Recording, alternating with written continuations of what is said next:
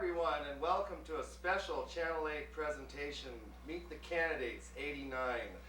As you well know, today is October 1st, and in just 2 more days, on October 3rd, we'll be having some local elections here in town, and one service that Channel 8 Television has always offered the community and its viewers out there as an opportunity to meet their candidates and phone in questions or concerns or statements that they might like to make to the candidates live here on TV. We are live tonight here, Sunday night here in the Channel 8 studio.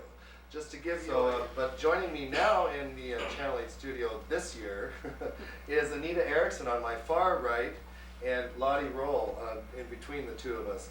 And they're both candidates for the same seat, is that right? And for school board. So I'm gonna, all right, we are back live in the Channel 8 studio with all of our city council candidates. And I'll take a brief moment to introduce them all. I'm sure that you know them all. On my direct right is Abby Dixon. And I'm a little nervous, Abby, please understand. And on her right then would be Frank Kelty. And to the right of him, Mike Rasmussen.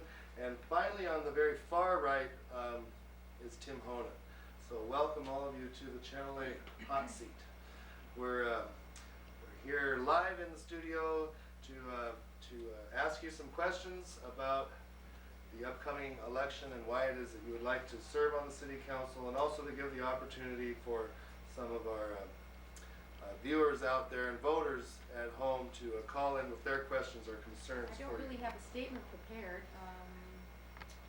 I was on the council about 8, 9 years ago actually, and I've been concerned recently that the community may be getting, the city council may be getting a little off track of some of the issues and goals and directions that the community wants.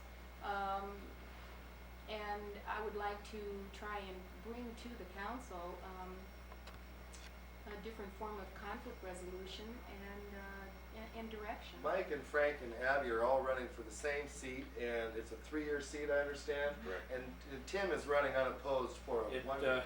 It's an exciting town to be involved in, especially at this time. But I'd like to continue on the council to follow through on a lot of the projects that we have started. Completion of the water project, we have the school project starting now. We have a lot of work to do on S310, the roads, and not just the main highway road, but other roads in the community. We have continuing growth. My name is Mike Rasmussen, and I'm Norwegian. I promise to vote no on all the issues. My campaign slogan is "Don't expect much." I have a few surprises tonight. I'm here to raise the political consciousness,